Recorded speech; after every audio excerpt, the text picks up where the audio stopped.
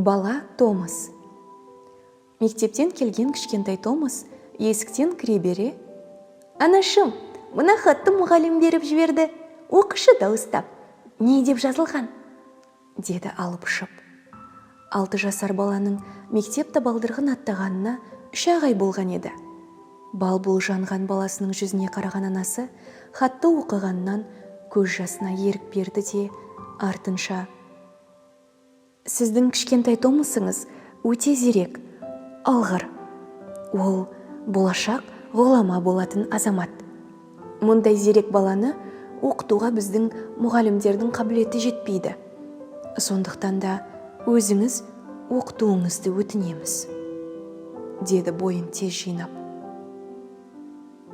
Арада көп жылдар өтті. Анасы о дүниелік болды. Бала Томас бұл кезде ер жетіп, даңқы әлемге жайылған данышпан еді. Ол бірде отбасылық архивін ақтарып отырып, бір жапырақ ескі жазбаны көзі шалды. Бұл Томастың хат танымайтын кезінде мұғалімнің анасына жазған хаты болатын. Онда: «Сіздің балаңыздың ақлы есі дұрыс емес. Біздің мектеп мұндай баланы оқыта алмайды. Сондықтан да өзіңіз өз бетінше үйіңізде оқытуға тура келеді», деп жазылған екен. Томас Эдисон бірнеше сағат еңкілдеп жылады. Ардақты анасының даналығына қайран қалды. Сөйтті де күнделігін ашып былай деп жазды: «Томас Алва Эдисон ойлау қабілеті нашар бала болатын.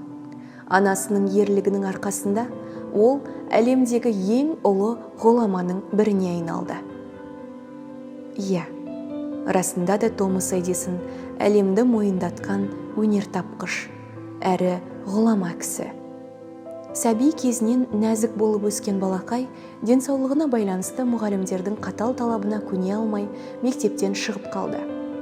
Өзі де мұғалім болған анасы Томасты үйде оқытуына тура келді. Эдисон бала күнінен түрлі ойыншықтар жасап, кітап оқуға құмар болды. 10 жасында пойыз жүретін темір жолға арналған ойыншықты ойлап шығарды.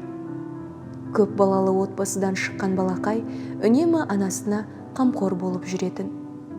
Әке шешесінің тапқан табысы жетпейтіндіктен ол 10 жасында газет сатты. Ел кезекте сүйкімді балақайды жұрт қатты жақсы көретін. Лақабаты секеңдеген кішкентай лақ болатын.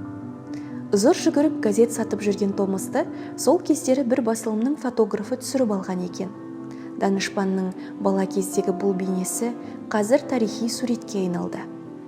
Томас Эдисон өзіне өте сенімді болғаны соншалық электр шамына 10 000 рет тәжірибе жасап, ақыры нәтиже шығарады. «Сенімді ешқашан жоғалтпайық» деген сөз Эдисонның тәжірибесінен кейін шыққан. Егер Томастың анасы мұғалімнің жазған хатын сол қалпында оқып берсе, бәлкім балақай әлемге атағы шыққан, адамзатқа пайдасын тигізген ғұлама болар ма еді, болмас па еді, кім білсін.